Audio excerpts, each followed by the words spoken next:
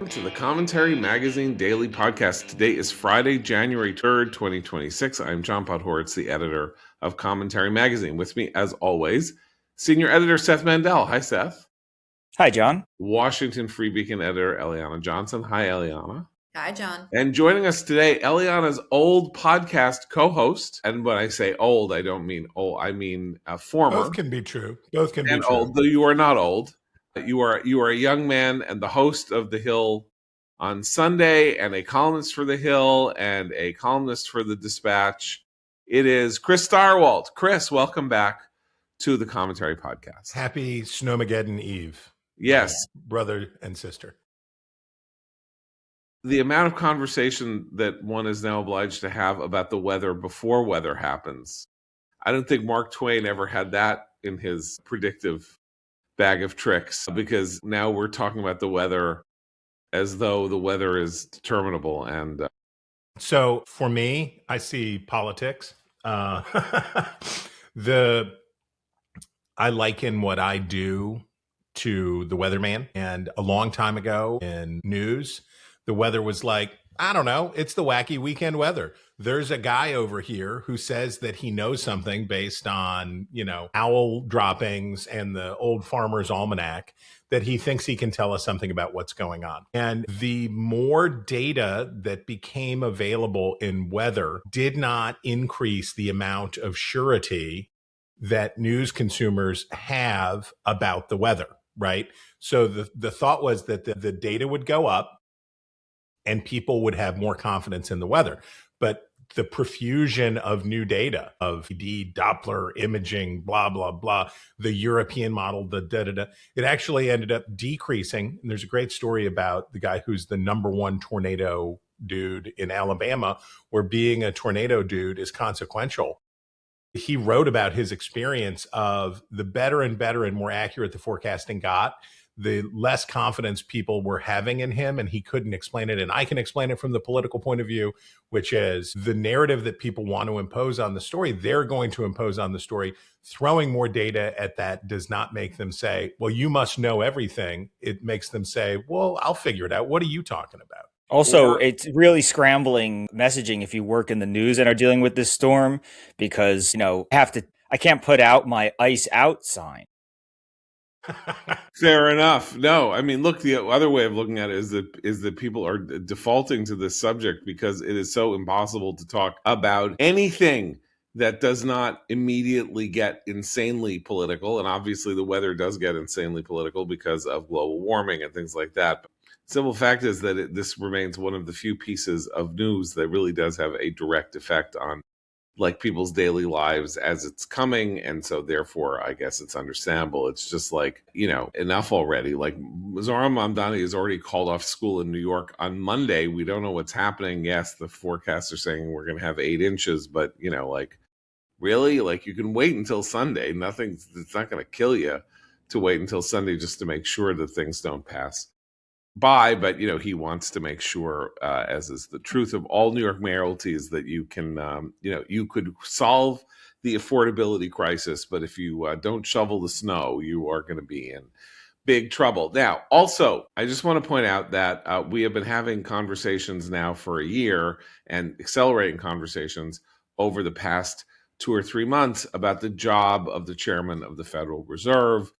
Obviously, a big news a couple of weeks ago when acting DC U.S. Attorney Jeanine Pirro began doing a federal investigation into the Fed and its chairman, Jay Powell, relating to overages on the reconstruction and rehabilitation of the Fed building, 100-year-old building complex. More than $2 billion appears to have been spent on its rehabilitation. The question is, how is that even possible? Where is that money going? Has something untoward happened? But this, of course, was seen as part of the political war by the Trump administration on Jay Powell, whom it wants him to go away. Trump wants to appoint a new Fed chairman. And I only bring this up, I'm not a Fed person, I'm not a macroeconomics person, but I do note that according to everybody, the main pieces of data that the Fed relies upon to determine the health of the economy at any given moment and whether it needs to intervene by changing policy or direction or intensifying its policy choices. The primary one is PCE inflation, personal consumption expenditures. And just to be bipartisan about this, Obama chairman of the Council of Economic Advisors guy, Jason Furman, puts it this way. He says inflation is moderating, though it is still above the 2% target, but its growth has slowed. It's now at like 2.7% annually, and consumer spending is booming, according to PCE data for October and November released today. And that's pretty much what you want the Fed. That's something you would think you want to say, hey, the Fed is doing a pretty good job. They've been futzing around with rates here and there and other things. And what more can you expect the Fed to pull off than something like this? And there's Trump and the administration criminalizing the Fed chairmanship and looking to replace the Fed chairman with somebody more what it considers friendly. And I just think that's it's a weird thing to do now. Is all I'm saying. Yes, we've checked it out. We took it to the fact checkers. Accurate. Okay. I think So, yeah. a couple things. First, I think in talking about the fact that inflation is coming down, we should remind people that Powell did preside over one of the Fed's biggest errors ever, which is they didn't see this huge inflationary spike coming. And then he did veer into policy advocacy when he subtly weighed in favor of the stimulus during the Biden era.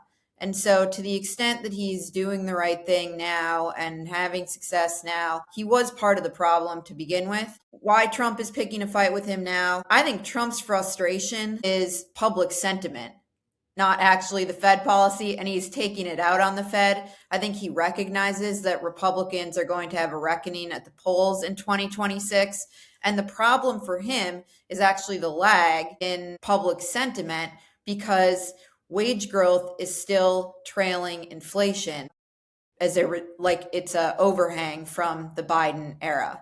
And Republicans, I think, are going to pay for that in 2026. Trump understands that, and he is frustrated that recovery is not happening faster. Look, fair enough. And the only excuse or explanation for Powell and the mistakes that he may have made were, of course, that we were in a completely unprecedented and unknowable situation whose global consequences were extraordinarily unpredictable. And he wasn't responsible for the fact that the administration chose to figure out ways to spend $6 trillion in the course of what it thought was, part of it was trying to save the economy from the consequences of COVID. And then part of it was also just the don't let a crisis go to waste. So there's a COVID crisis. So let's just, spend trillions on green energy while we're doing all this other stuff. That's not in his, that's nothing that he can necessarily control for if you have that kind of unprecedented spending, unprecedented crisis and all of that. All I'm saying is there are all these conversations about which Kevin does Trump like this week? Does he like Warsh or does he like Hassett? Last week we were told he doesn't like Hassett, but he likes Warsh. Now there are a couple of other names that have been floated that might happen. And, Powell doesn't have to go. We're having this conversation about Powell going, and he doesn't have to go. He has a 10-year term. I'm not quite sure when it concludes, but he doesn't have to go this week. He doesn't have to go this month. And yeah, it's a way of refocusing the attention on the idea that there's somebody out there to blame for macroeconomic problems. But, if Trump gets his wish and gets a pliable Fed chairman, and his point is do what you can to help me and the Republicans by pushing things in a good direction so that I can claim that I'm making things better, you're likely to end up in a situation in which things get worse, not better. The U.S. economy is an unbelievably complex machine, and the kinds of things that the Fed chairman has to balance, or the Fed voters, the board of the people on the Fed have to balance, like, what are the tariffs going to be and what effect are they going to have on consumer spending or on inflation and all of that. There are all these unknowables. We're waiting for the Supreme Court to tell us about the tariffs. I just think it's an interesting instance of Trump fixating on something, looking to find an external force to blame for really gigantic trends. You know, we are going through some massive third industrial revolution here involving AI, the building of data centers, the collapse of, the potential collapse of tens of millions of jobs due to the kinds of productivity increases that AI could present us with. And, the idea that picking one guy to replace another guy is going to solve your problem is magical thing. I don't want to, this is an august podcast, and I don't want to bring clickbait, sex appeal into this discussion, but let's talk about Humphrey's executor. My favorite. That's my favorite.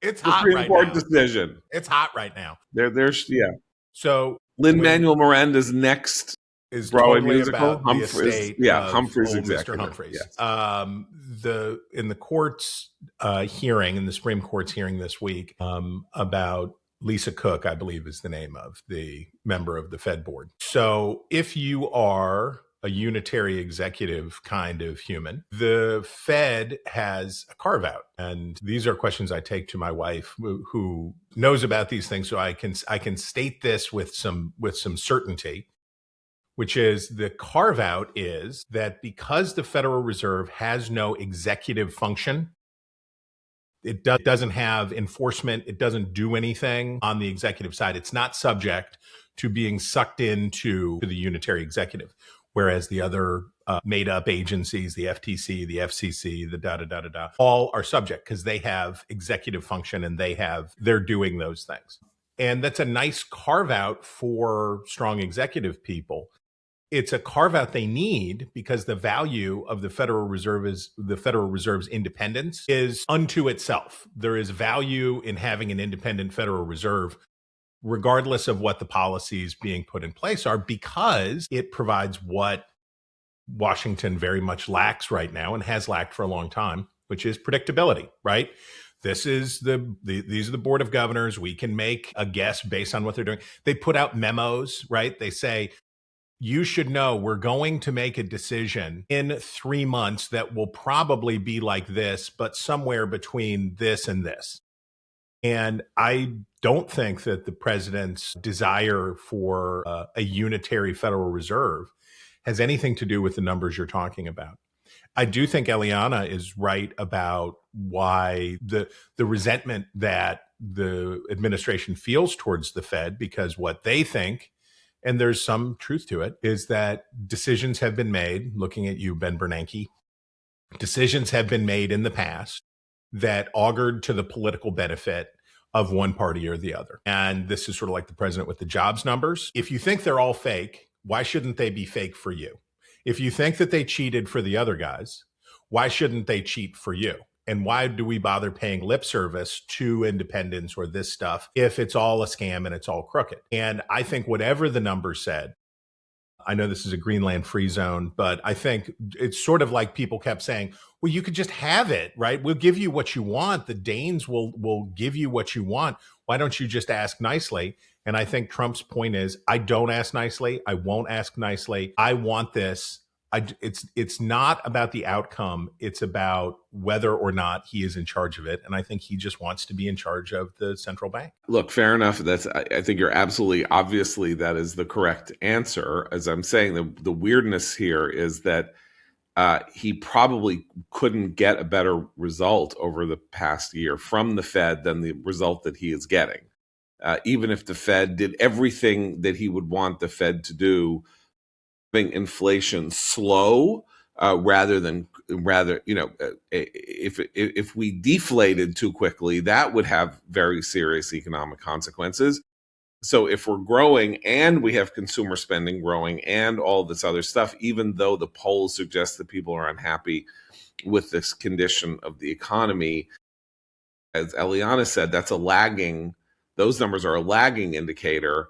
And maybe it's just like a perfect sweet spot. Maybe things are going to look really good in June if this course continues to be charted, and he'll be happy that the Fed has done what the Fed has done. I just think it's interesting that these numbers came out yesterday showing a successful pursuit of a policy over the past year that we are told Trump desperately needs to get charge of with a new guy who was more amenable to his. So that is today's. Yeah. Real quick, it's probably worth noting.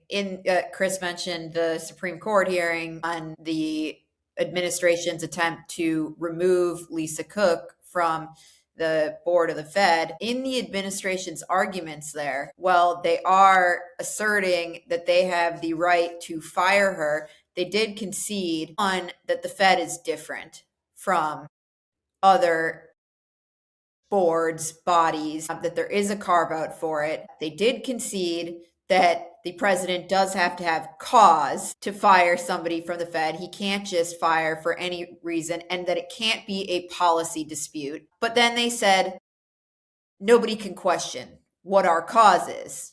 We decide, there's no judicial review.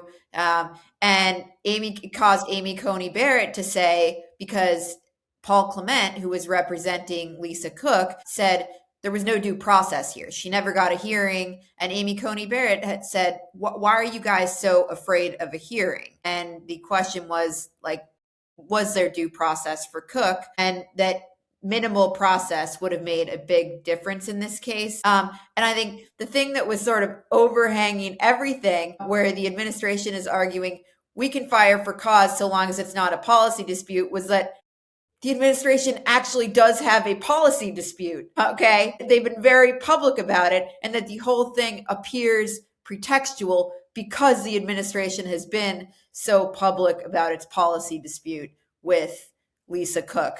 So anyhow, I left that following this thinking that the court is likely to dodge the issue. I think Cook is likely to stay in her seat, and they're likely to remand this to the lower court for a decision on whether Cook actually, whether there was due process, whether they did have cause to fire her, etc. So my view is she stays in her seat I think she's very likely to stay in her seat. Right. I mean, as this proceeds through the courts, because this was. I also like that they they're complaining about Powell attending the hearing, which is their way of planting the seeds of the accusation that he's impartial, that he's not impartial, that he's biased, that he's not, independent and whatever. And it seems like I'm rubber, you're glue sort of response from the Trump administration, which is you say that, that we don't respect the independence of the institution. Jerome Powell certainly doesn't respect the independence of the institution. So I guess he should go in that way. Like they're building a case against him, not just off policy, but they're trying to find these sort of ticky-tack things to deflect the specific accusations that they are already getting themselves about the situation. I don't even know why they bother in this sense, which is that I was thinking about this in relation to the testimony yesterday of Jack Smith, the special counsel who did both the Mar-a-Lago case involving the documents, the Trump stealing the documents or refusing to hand over the documents back to the feds that he took with him after his presidency and moved them around Mar-a-Lago and put them behind locks. And then, of course, the January 6th, the question of his involvement or lack thereof in the January 6th insurrection. Republicans, Seth, you're saying they're trying to make an argument or like put up a fight over X, Y, or Z, and rather than and make a kind of facetious case, but they're trying to build a case. And for a year, Republicans desperately wanted Jack Smith to come and so they could yell at him on Capitol Hill on the grounds that he had pursued Trump unfairly or unjustly, and it was just a terrible sin what he had done. And it's like they don't understand what they might look like to people who aren't deep in the weeds here, because they gave Smith yesterday a platform to sit in front of Congress and say, Trump was guilty, Trump was guilty, Trump was guilty, Trump was guilty. You want me to come and talk to you? I'm coming and talking to you. My opinion is that Trump was guilty of encouraging and abetting the January 6th. So congratulations to the Republicans on the Hill who gave basically, like threw a fastball straight down the middle for a democratically aligned prosecutor to hit over the fence. Like they could have just let this go. Trump got elected president. The Smith prosecution was over. Nothing is going to happen. But they're all so inside their own heads about the terrible injustices that Jack Smith had done to Trump that they didn't understand what it might look like with Smith sitting there. Similarly, the Supreme Court hearing, again, for anybody who was paying attention, and even Chris's very interesting summary of the Humphreys executor problem gives you an indication of how difficult it is even to talk about this in an interesting way, explaining the difference between agencies that do perform executive functions and an agency that merely manages the financial condition of our currency, that kind of thing. And they're all trying to make arguments for people whose positions are already set in stone. These are anyone who cares about what Jack Smith said, anybody who thinks Lisa Cook should or should not have been fired. These are people who are Trump partisans down the line and believe any argument that they make. So why are they even bothering to make an argument? They want to fire Lisa Cook because they want to be able to fire anybody. So they fire Lisa Cook, and then they use this trumped up thing about how she had a mortgage on she was taking a tax deduction on a mortgage for a place that she was using as a rental property. Like, really? Is that really? Lisa fits the standard that it's not a policy dispute there, but they're accusing her of being a crook or a tax cheat or a scofflaw or something like that. And it may be true, but God knows if that becomes a precedent for somebody like losing their position in Washington, God help tens of thousands, if not hundreds of thousands of people who are doing exactly the same thing. Kavanaugh made this point where he said, if this is cause and not a policy dispute, come January 2029, it's a Democratic president, will we not see every Donald Trump appointee to the board of the Fed fired for quote unquote cause in a manner that is then, as this administration is arguing, Solicitor General John Sauer argued, then totally unreviewable by the courts or anybody else. The question to J.D. Vance was, if Mike Pence had the authority to void the results of the 2020 election, what would prevent Kamala Harris from doing the same thing in 2024? And of course, there's no answer, because as my old daddy used to say, you can be right or you can be happy, but not usually both. And what Republicans right now very much want is both, right? They want both. Chris, I didn't know you were a Jew. I didn't know your father was. That is the most Jewish thing I've ever heard out of a Stirewalt. You can be happy or you can be right, but you can't be both. That is like the core essence of our people's views of life. But the question is, which one do you choose? And I think this may be the difference, which was my father was strongly arguing in favor of happiness. Yes, no, that's not big on our dance right. Part, I have to confess. There's a subset of journalism, imaginary Trump journalism, and I do not wish to engage in imaginary Trump journalism. There's a lot of it, and not to pick on Ross Douthat's piece about what's the future from here, but a lot of, for the conservatism, but a lot of what's the future from here was based on imaginary Trumps, right? And what if Trump was like this, and then this happened, and that might happen, and then this might happen? Donald Trump is unchanging. He is like himself, and only more so over time. If we imagine the past year differently, we would say, Well, the Republicans won. They won by a surprising margin. They have the House, they have the Senate, they got it, right? This remarkable comeback story for Donald Trump and the collapse of the Democratic Party, they got it. And if they had been able to say at that moment, you know what? Let's not talk about the 2020 election. Let's not talk about any of this stuff. Let's forget it all. And let's say that we're going to move ahead and we're going to not deal with the past, and we're just going to focus on the future. And we are, to your point, John, about the state of the economy. The rational response from a political standpoint in a midterm year would be everywhere, every day, all the time, talking about, man, this economy is actually really good. We put those tariffs on and everybody said it would be a disaster. But the truth is that the core economy has stayed strong.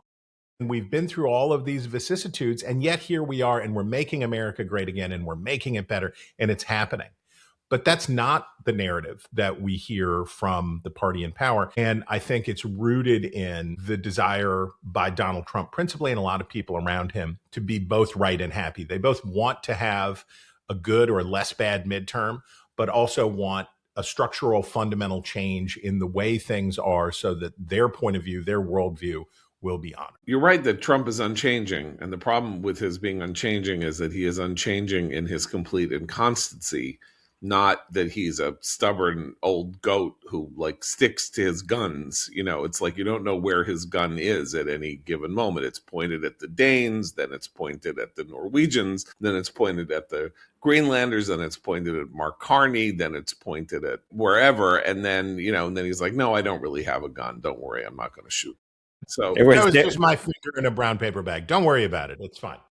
There was a really interesting essay, and I think maybe it was the Washington Post, on the show Landman, which said that what's great about Landman is that it's not a great TV show in the traditional sense.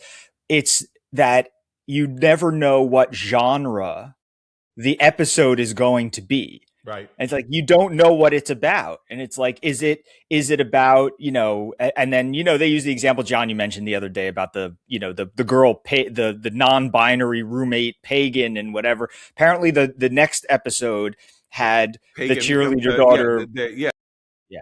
Yeah, they're friends standing up, and she specifically stands up for her, you know, stands up to people trying to bully her so it's like, what show am I watching? What is Landman actually about? Every episode is about something different. That's kind of what you're saying with the Trump situation, which is that, like, it's what is the Trump show about exactly? And you don't even have a real expectation within certain confines, because, you know, well, it's this type of show. Donald Trump. It's possible. It's about Donald Trump, right? Yeah, but I will say this because Chris brought up Ross Douthat's op-ed of earlier this week, which was an effort to try to sort out where Trumpism would be after Trump, or has Trump destroyed the conservative movement as it has been understood, and, you know, what will replace it. And our friend Jonah Goldberg, I think, made the ultimate point here about the problem with Trump's inconstancy as a basis for understanding where the political movement on the right will go from here, which is, yeah, Trump has broken everything. And, you know, things have got to move forward based on where Trump was. It's like, oh yeah. So in 1972, Richard Nixon wins 62% of the vote in a huge landslide, is knocked out of office by Watergate in 74. Democrats win by a very narrow margin in 1976. And the anti-Nixon, opposed to every liberal reform that Nixon made as president, Ronald Reagan, next election wins 40 states, 50% of the vote, a smaller number of votes than Nixon, but arguably in some ways a larger landslide, even though Nixon won 49 or 48 states. 84 Reagan is the GOAT, 49 states, and almost beat Walter Mondale in Minnesota. Right. So my point here is, like, this notion that Trump being there and winning this landmark election in 2024 and going through whatever he is going through now, because you don't know where politics is going to go, which was the subject of what we talked about yesterday, and B, ideas trump personalities, even when you think they don't anymore. And what people say they want to do when they're going to run for office in 2028 is going to be vastly more important than whether or not they say, I'm going to be like Trump, because what is that even going to mean?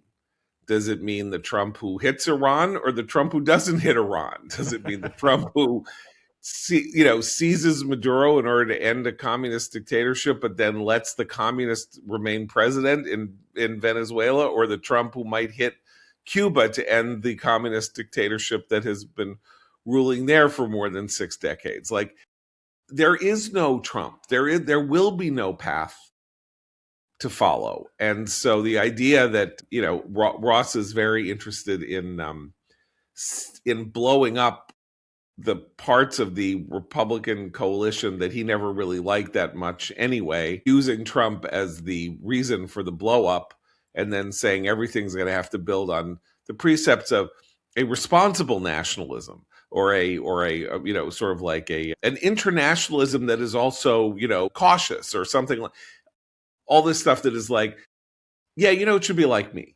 We all feel this way, right? Like, in the end, what it should all be like is me, and then I'll be there, and then there'll be a president like me, and that'll be great. And that's not the way it works. So it doesn't matter nearly as much what happens in elections as what people think happens in elections. And John, you identify. So after a victory, the political professionals, the tacticians, will tell you, oh, it was our logarithm, it was our algorithm, it was our this, it was our that, it was our blah, blah, blah, blah, blah, blah.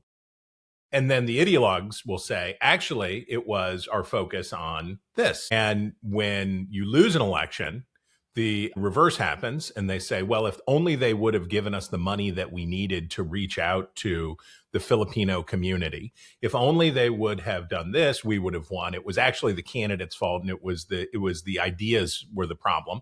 And then the ideas people are going to say, we had good ideas, but blah, blah, blah, blah, blah. We are going to get to see this year what the Democratic field for 2028 is going to be ginormous. It is going to be big, because Democrats are convinced that the Republicans will not hold the White House again, right? So the value of the nomination appears to be very high, and the field will be very crowded, right? In a world in which Andy Beshear, who seems like a very nice man, governor of Kentucky. Yes, a profoundly moderate Democrat, or Josh Shapiro, a moderate from Pennsylvania, who that these people are like, I don't know, a Rahm Emanuel, I don't know, maybe I'm getting in this sucker. I don't know what's going to happen. As they're lining up, the battle this November will be among Democrats to say, why did we win? What was the cause of our victory? Elizabeth Warren gave a speech last week or 2 weeks ago at the National Press Club that was totally deranged from a political strategy standpoint, in which she basically told Democrats, you have to embrace Mamdani style democratic socialism across the country. Well, no, obviously that would be idiotic. What you would want to do would be do the Rahm Emanuel 06, where you say, hey, look, if you need a pro-life candidate here, if you need a candidate who is pro-Israel here, if you need a candidate who is for moderate taxation and for immigration enforcement, do it, baby. If that's what it takes to win in Arizona 1, find a candidate who does those things. If you need the 50-state strategy, Howard Dean did that too. Exactly. A 50-state strategy that says we are not ideologically gatekeeping our candidates. That's what quadrennial elections are for. That's what presidential cycles are for, is sorting out who the party is. Right now, all the party is supposed to be, the Democratic Party is supposed to be, is not the Republicans. And I think, John, to your point about the argument over whether republicanism, whether conservatism, what shall happen from here, it will depend on what people think happens in 2026 for both the Republicans and the Democrats. Absolutely. And, the other thing that's going to happen in 2026 is we are going to commemorate the 250th Heck yeah. anniversary of the signing of the Declaration of Independence and the inception of the United States of America. And in an absolutely earthquake-like op-ed in the Wall Street Journal today, Richard Kallenberg and Leif Lynn have done a study of the most mainstream, boring, centrist, whatever you want to call it, journal, the American Quarterly, the flagship journal of the American Studies Association. So American Studies, of course, would be the broad writ of American history, American social history, American sociology, American anthropology all together. And this is the journal published at Johns Hopkins. Ethnomusicology. Exactly. So they did a study of the last of 100 articles published over the last 3 years or something like that by this journal. And they discovered, using various methodologies they describe in the piece, but it's okay. Let me just read quickly here. 80% of articles published between 2022 and 2024 were critical of America. 20% were neutral. None were positive. And when they say the 20% were neutral, they're being very kind, as they themselves say, to describe the neutral pieces as neutral rather than overtly hostile to America and the American experiment. 77 of the 96 articles they examined focused on racism, imperialism, classism, sexism, xenophobia, homophobia, and transphobia. Some articles went to absurd lengths to identify sins. One essay posited that thermodynamics is, quote, an abstract settler capitalist theory that influenced the plunder of indigenous lands and lives. Thermodynamics being, of course, the relation between energy, heat, work, and temperature. Also gravity. Colonialism. Can we talk about gravity, the sins of gravity? Now we're going back into Newtonian physics. Mr. Sokol's famous article hoax. Anyway, this piece, you have to go, if you don't have a subscription to the journal, get someone to gift the article to you, read it. I say this as an earthquake because this crystallizes everything about the American liberal elite that will help us understand the incredible difficulty that liberal thinkers, liberal elites have in thinking anything positive about the greatest political experiment and country the world has ever and likely will ever see right now, in the year in which we should be. Everybody is like making plans for how we're going to talk about America at 250. And, every publication is thinking about special issues and this and that and the other thing. And the world that they would rely on to help plan this out is coming at this academically from an entirely hostile frame. So the idea that America was born with slavery but ended it, you get 80 years in at a cost of 500,000 lives, no credit. The idea that these guys emerged in the middle of the 18th century to create a system that placed the individual at the center of the of our political understanding rather than the tribe or the leader or the king or the land, the most radical idea pretty much in politically in human history. No credit. What that means now, the fact that we live unbelievably freely, no credit, nothing. We stink. This country is lousy. It's racist. It's unjust. It's unfair. And it's horrible. And I'm really glad that people are putting meat on the bones of why we can't have a conversation about America across the partisan political divide that is about how great America is. Because they don't think America is great.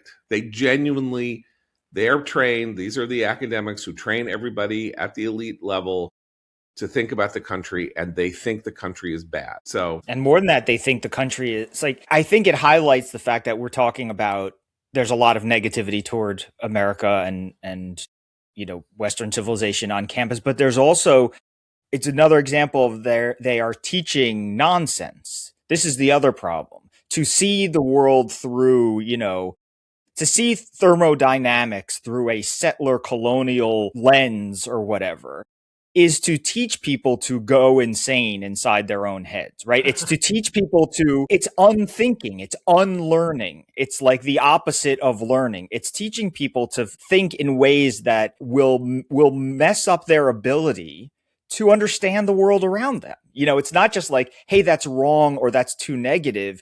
It's like, you're teaching witchcraft in med school. It's going to harm that person's ability to move through the world and understand what they see. And they are teaching this sort of thing and applying it to all these different subjects. I remember writing a piece about a TA, and I think it was Columbia or somebody in an astronomy class, making a whole thing about Gaza, putting in a whole, study guide to Gaza. And it was basically like, wow, we shouldn't be looking at the stars at night if the kids in Gaza are looking up and only seeing smoke clouds and missiles or whatever. And the point was like, we here in astronomy should not be looking at the stars.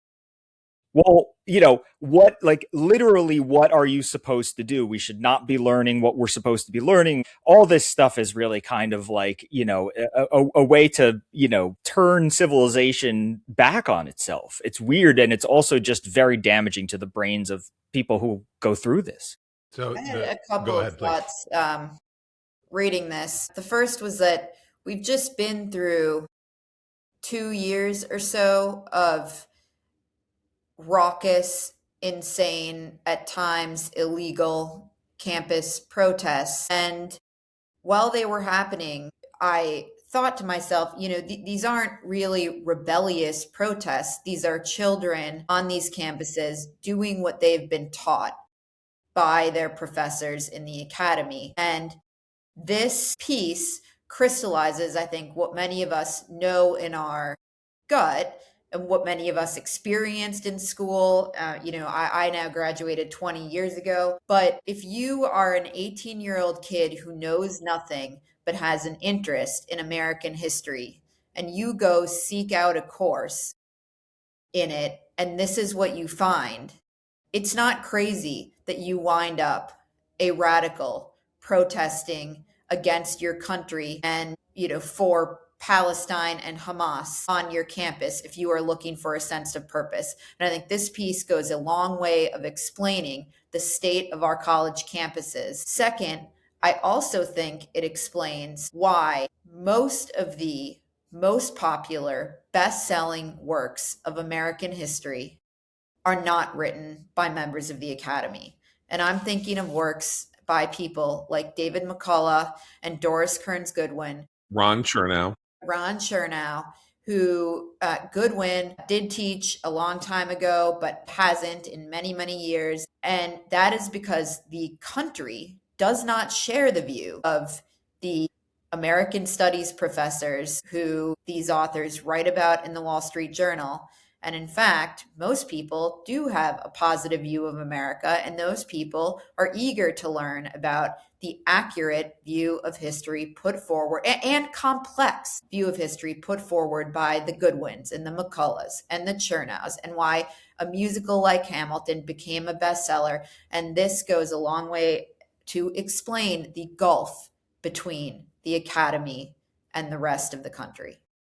I've been doing this Sunday TV show for almost 2 years, coming up on 2 years. And we have had success and growth in part because Eliana and Seth have both been on the show, though John has never made the trip down from New York, and that's fine. That's the reason for the growth, Chris. It's fine. It's fine. I'm just saying. Yeah, you don't need me. Yeah, I'm box office poison. No, it will happen. It will happen. And I think it's also because I am the only male Sunday show anchor in America and was standing up for DEI. You got to hold down the white man flag. Exactly. Middle-aged white guys. Justice, yes. We had justice for middle-aged white dudes. Yes. So one of the reasons that it is unlikely that I will be able to continue to do this show for a long period of time are things like the fact that this week I am most excited about the guest, Gordon Wood. Oh, yes. We have had on the show Alan Gelzo. We are making a big whoop-de-doo about the 250th anniversary of the founding. If you read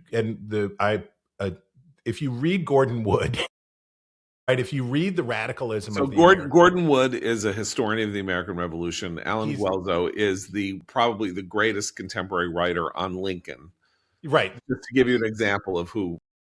So if you read Gordon Wood's The Radicalism of the American Revolution, or you read Gordon Wood's Empire of Liberty, or you read Gelzo on Lincoln and the Gettysburg Address and the implications thereof, I, who have written one history book and one book that has a lot of history in it, what would I say if you said to me, Chris, I want you to write about the founding?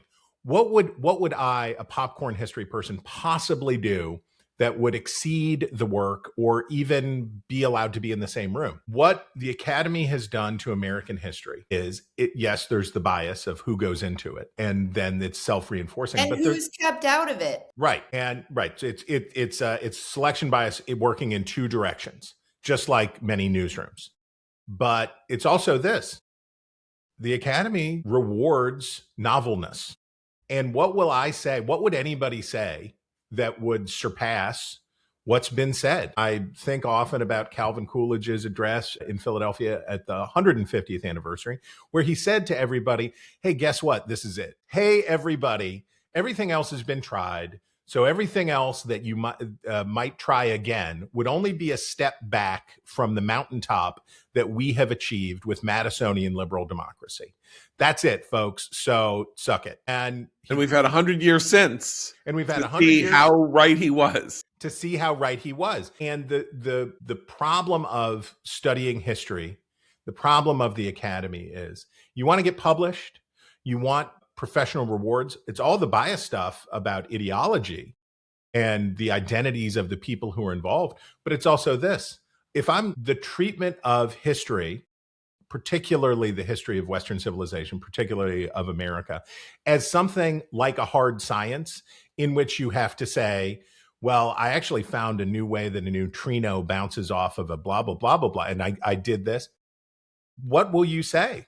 What would you do? And what you can do and what's available is to say, actually, the United States, the 1619 Project as sort of the fullest flowering of the idea, the Howard Zinnification of this discussion. Actually, what they told you is actually a huge lie, blah, blah, blah, blah, blah. Here's the problem now. The apparatus that is formed around this idea assumed that there was patriotic indoctrination happening, but the patriotic indoctrination doesn't happen now. So it's not a corrective. There's nothing to correct. It is it. We're the corrective. And in other words, the old view, Coolidge is the corrective. Right, exactly. Right. And what Eliana points out is it's complicated, and what we are now being offered are two different views. One is a blameless America, a flawless America, a perfect America, or an America bathed in its sins. And the idea of the question that I'm going to put to Gordon Wood is a question for everybody in the 50th year. Was it worth it? Was it worth it for all the strife and struggle and oppression and slavery and the Trail of Tears and all of this stuff? The question about America at 250 is supposed to be, was it worth it? And the answer is yes. The freedom of the world, the empowerment of people, the torch of liberty, Columbia's torch carried forward around the world says emphatically yes. But that, starting with that presupposition, will not get you. You know, Galileo was, of course, as we know, excommunicated by the church for saying that the earth revolved around the sun, right? And when they say otherwise, he said, per si move, or however it is, and, but it moves. And it now feels like we're all Galileo because they're describing this America that we're living in that does not exist. And that we are then told, we are put in the position by journalism every day and portraits of America every week and the liberal consensus every month to say this is a terrible country. And we're living in the middle of it, and we know perfectly well it's not. No one's shooting at us like in Iran, where apparently 20,000 or more people have literally been shot by the regime in the streets. Granted, that is an extreme version, but we're not Britain, where people are getting arrested, pulled off the street, and thrown in jail for a tweet. Britain is the country that is our, fundament, right? We know it's not true. We're standing here. The Free Beacon was created in part to say a per si muove, or whatever that phrase is, to stand up and say, no, this is all lies. You're telling lies. You are brainwashing people into believing lies, as Seth would say, right? And a final point here as we end the week, struck by the fact that, Eliana, when you brought up the fact that popular histories of America that really have a real effect on the way people think of things, the great surprise pop culture moment in America this year was the Netflix's airing of this 4-hour miniseries called Death by Lightning about the assassination of Garfield in 1881. This springs from a book by a freelance journalist named Candace Millard called Destiny of the Republic, which she published in 2012 or 2013. Someone who worked in New York but now lives in Kansas City and has been writing these popular histories, like Eric Larson writes popular histories and David McCullough writes popular histories and all this. And she basically, this book that has no academic credentialing whatsoever is going to change the American understanding of who James Garfield, a president who served for 6 months, 79 days of which were him, in torments of agony because he had been shot and his medical care was incompetent. But that nonetheless, there's a real reason that he got to be president, and that his presidency was incredibly consequential because it changed the way American politics worked henceforth, because it killed off the political spoil system that was a relic of a different age and a different era, though it survived in many ways at the local level, but not at the federal level. Anyway. But I was thinking of Death by Lightning too, this whole conversation, because it's a story about how America does have problems, corruption embedded in the civil service and all this other stuff, and produces people of character who fight it all the way until they overcome the system and, set things right. There was also a lot about race in the show, and the experiences of the Civil War. There was a lot of stuff in the show about America overcoming these challenges and finding ways, to fix things. That's a message you would think any historian would want to find when they do their research. Right. Exactly. Well, so Chris has had to leave early to prepare for his interview with Gordon Wood. He will, great to have him, and we'll be back on Monday because, we can do this show if there's 25 inches of snow, because that's one of the things. You don't need a studio anymore. You just, as long as there's electricity, we can do the show. So we'll be back to do the show buried in the snow if necessary. So for Seth and Eliana, I'm John Podhoretz. Keep the candle burning.